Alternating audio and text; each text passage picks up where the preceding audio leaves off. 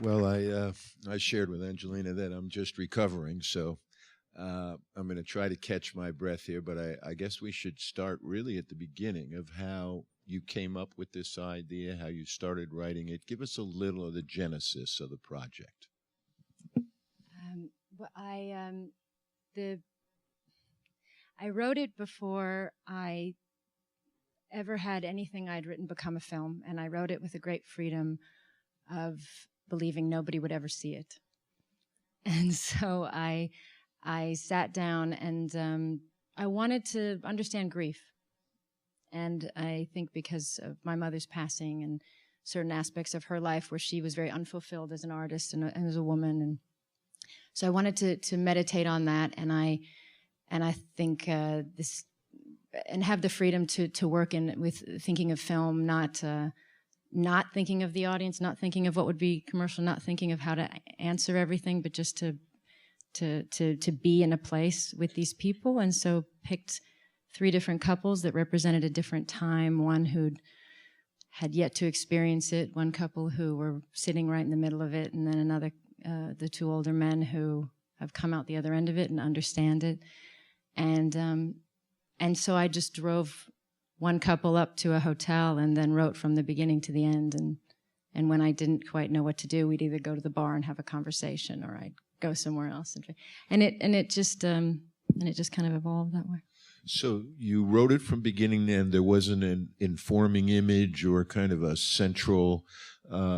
Where did the sea come in? And the fishermen. I don't know. I mean, I suppose many people in this room are filmmakers, yes? And so sometimes you make a film and you'll do things and somebody will tell you, what does this mean? Did you mean this? Or was this a metaphor for? And sometimes you don't even quite understand yourself what and why. Some people say that the sea is symbolic of the womb, or the sea is freedom, or the sea is endless, or there's many different, I'm not sure why. It felt like they needed to go to the end of the earth and deal with something. And I think having such a difficult story and so much pain, I wanted to put it in a place that was very beautiful, in that, one, to help the audience have something nice, but also to say that, look, you can see these 2 and they drive in and they seem to have everything in the world, and because you're in pain, everything is that beautiful room is a prison, and nothing is beautiful. It's all actually quite ugly and horrible. And in writing it from beginning to end, obviously there are moments of revelation along the way, where you kind of you peel back some of what's going on between the couple. Was that in your first go, or did you come back? How did you, kind of massage the story? I wish I had a really intelligent answer, but I did something really profound. I don't know, really. I just... I kept trying to understand something. I didn't know if in the end she was going to kill herself and jump off the rocks, or if she was I didn't know where I would come to terms. I think I was really looking to understand. I was really looking to understand it. And so I didn't really know if there was anything that was going to turn it around. And I wasn't sure. And maybe that's what leads it in this direction. You think it's going that way, because I think for a while when I was writing it, I thought it was going that way. I definitely thought it was going that way. In the scene where she obviously walks to the cliff, is looking at the ocean, then in the bathtub. I'm glad it didn't go that way. What about the time period? In other words, was that something you had in mind from the beginning when you sat down and wrote? I mean, it's kind of timeless, but, you get a sense that it is kind of set maybe in the 70s, the music, the score.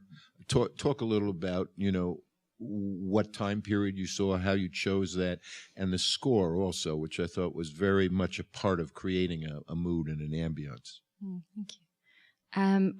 Just the 70s was such a extraordinary time for film and politics, and it was just and I was born in the 70s, so I think you're always interested in when you were younger and what your parents might have been like and what that time was and your reference point. But I found it a really compelling time for art, and there was a certain freedom in films at that time, and certain films of that time I think also discussed very heavy things, and so in a way there wasn't a particular film that I was trying to copy, but there was a feeling that if I could just allow myself to remember those films and the time they took and the nuance and the heaviness of the subject matter. So it was inspiring. The score, though, I mean, to me, the score reminded me of Alan Renee. It reminded me of Antonioni. I mean, it did remind me of some of the late 60s, early 70s. I'm curious. Just talk a little about this score. Oh, well, it's all those would be very we would love to be in that vein. I think that's what we were all inspired by. Gabriel Yared is an extraordinary composer. And we talked before we went into this, and Brad's here and he'll know, before we started, I said we thought it was a comedy. So I may have said that to him a few times. And we'd listened to a lot of Harry Nilsson. And we thought, this is this like off the rocks thing. And then the grief just took over, and it somehow, it was always there, but I think it was that question of how much because there's also an absurdity to it all, to life. And so I think you have moments of complete silliness and irreverence, and then you go to the bottom, and so we wanted to kind of capture both. And so I think there's a whimsy, there's to the music in a way. There's a sadness and there's a playfulness. And then it's also sparse in places, which was very interesting to do with Gabriel Yared, because if anyone knows him, wrote The English Patient and many things. And we had basically told him to sit on his hands many times because he could write circles over it was beautiful to watch him have to simplify and fall into the tone of this, and I think he did a beautiful job. It really helped me in the editing room and making the film. I started to work to the music. You talked about the editing. There were, when you wrote it, did you imagine there would be flash cuts, that there would be like kind of impressionistic suggestions? No, and I didn't know, and still I'm not sure if it felt and it's an interesting thing to try with, because of course you try with a flash and immediately everybody you can go so quickly into it's a flashback of something specific, or you have a certain sound and everybody thinks it's a car accident, or you have the sound of a baby crying and they think the baby was alive, and then so every little thing, as a director, it was really extraordinary to understand how the tiniest thing suggests so much and to be so careful. And in the end, the flashes became her internal and what was going on, and that I think I hope that in the beginning maybe you thought that it was a sexual memory and just sex, and then at a point you realize that it's the sex is the fertility and the making of a baby, and so it goes from something that's quite erotic and suggestive to something that's actually quite the heartbeat and the blood and which is the thing that's raising her heartbeat, and it's different, and it takes over. It starts to take over her. I suppose in a way it was illustrating her madness, or her emotion. You mentioned that it was a comedy at one point when you and Brad were talking about. Well, there are moments where the audience laughed, and there is some whimsy in the creation of the whole peephole and the voyeurism that's shared. Where did that idea come from? I'll never tell. All right, I tried. Now, you said when you wrote it, you never imagined that it would be made, and I'm assuming that means you never imagined you'd be playing it and your husband would be playing it. So how did that happen? How did that happen, honey?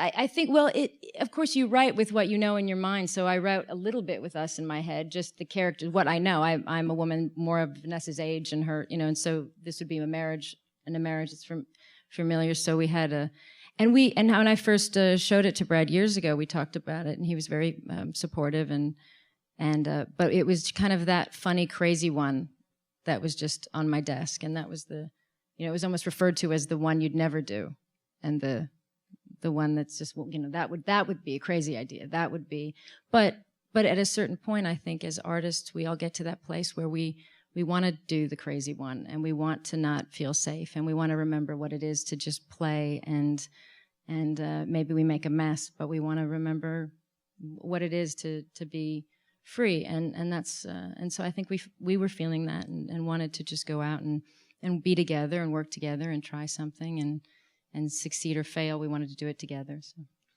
When you are directing, how close were you to the script that you actually wrote? Pretty close. It ended up pretty close. There wasn't much improvisation? We did improv, and but most of what's in the film was the script. It came kind of back. We did improv, and I think in a way the improv on this film almost helped just to keep us open, because we'd try things and it'd be like stretching your muscles, and you'd know you could go that far, but you'd kind of pull it back, and then when you pulled it back, you were somewhere a little more open than you were before. But you went too far for the actual film. You know, the improvs often they weren't bad. They were. It was tempting to make the comedy. Was there anything in the film though that you hadn't, conceived when you wrote it? Was, in terms of the performance and the storyline?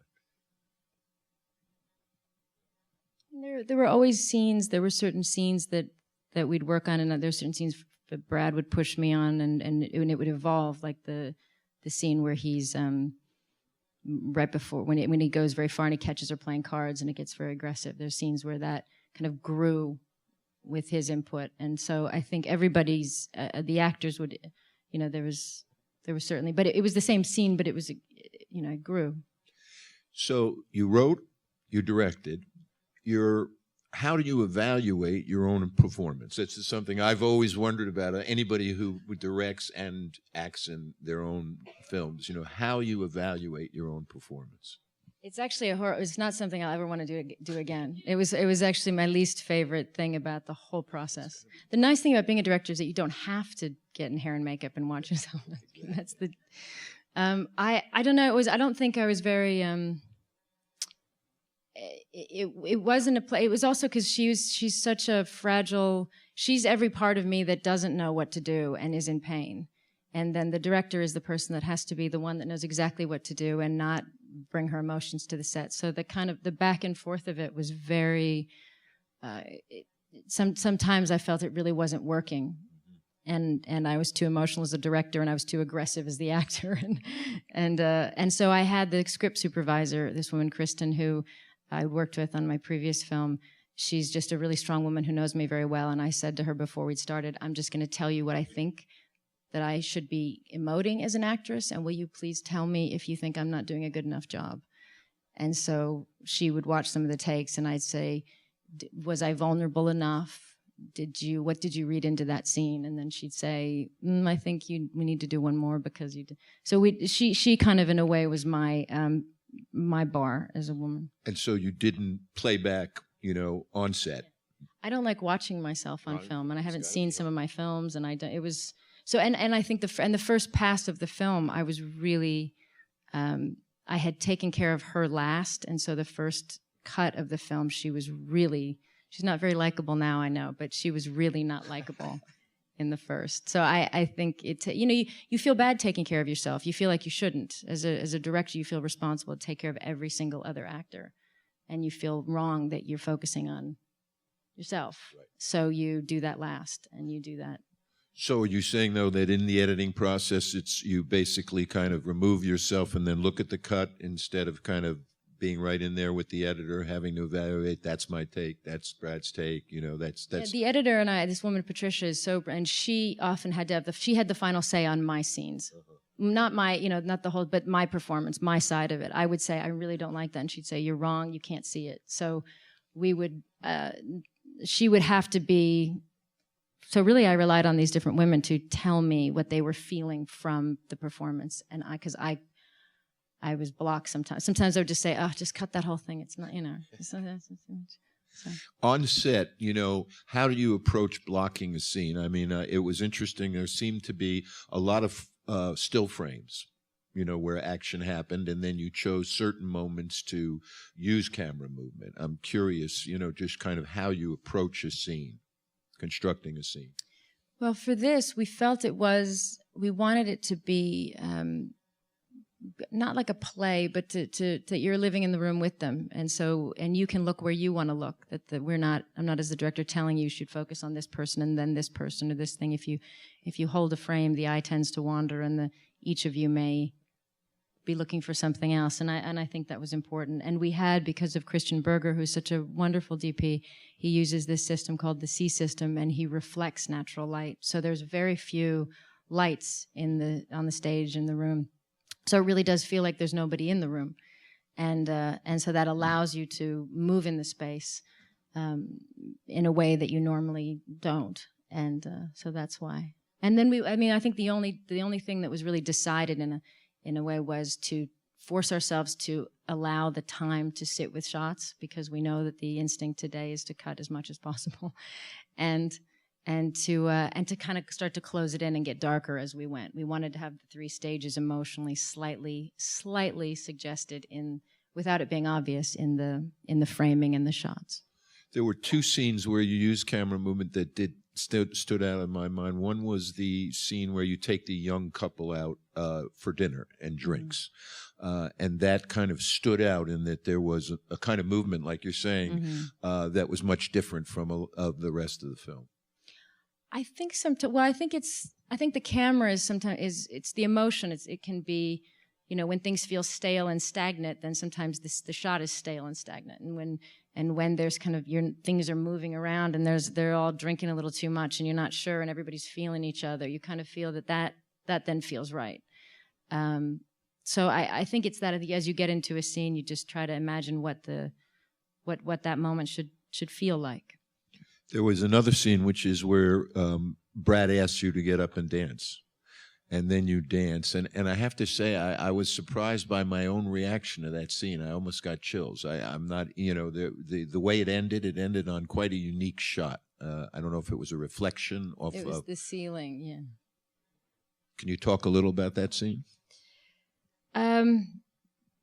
Yes, that was one of those that we didn't know if it went too far. It was that to try to find where she would just start to crack, and that being a dancer and being somebody whose body had failed her, that when she is brought back to that place, then everything would then come out, and that if in part of her healing, he wants to help her to get back into that moment, but being there is just too much, and it brings back all the memories and all the pain, and somehow we did plan this kind of mirror to see if we could fracture. You walk that fine line of we don't want to get too arty and too strange in a way that's distracting for the audience, but we do want to try to explain what's happening with her emotionally, and make sure it stays emotional and doesn't get too interesting and cool with shots. You want it's just emotion. And but it was a very funny day, because Brad and I will still call it my crazy dance day, where I just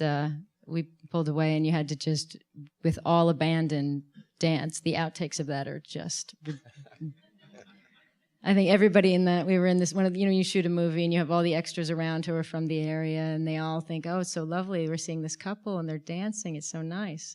And then they just think, what happened to her? And I just started dancing on, and it went on for just 2 minutes, not even in the, and so it was a wonderful moment of complete abandon, and then to allow the pain to come in public, and however it is, and what is that feeling that people have where they just even forget where they are because they're so overwhelmed. So now before we open it up to the audience, you're on the verge. The film is opening next week. Mm-hmm.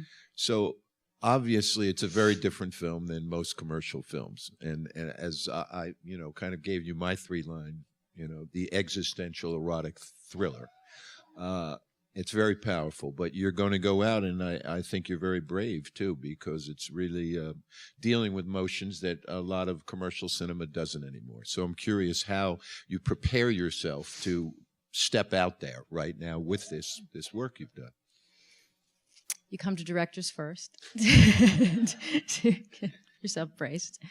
I don't know. I'm on a plane the day that I think everything comes out about it. I'm on a plane to Cambodia, so I don't know. It's one of those other films that I've done deal with history, and there's a way that you can excuse yourself and say, well, I did my best work, but I know it's important because it's history.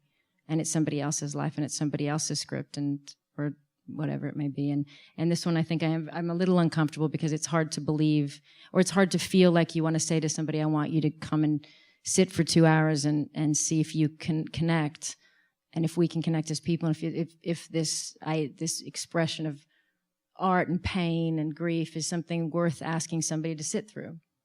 And it feels very different. It feels uncomfortable. But you know what's interesting? I mean, what I found interesting is that you did decide in the end, and I mean, some might call it the American instinct.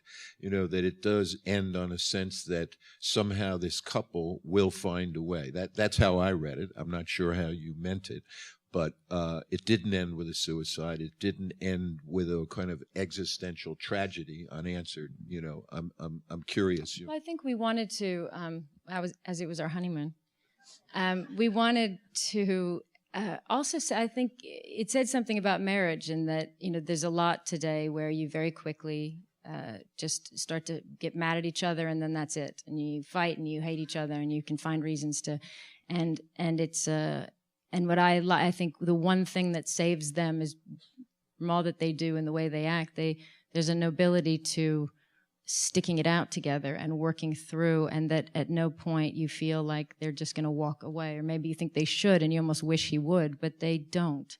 And they're going to push through, and it's going to get really ugly, and it's never going to be perfect, but they're going to keep trying. And I think that's a worthy message. Absolutely. I see that, unfortunately, we're going to have to wrap it up. Angelina, I want to congratulate you and thank you so much, and Brad, both of you, for a very, very bold and brave film.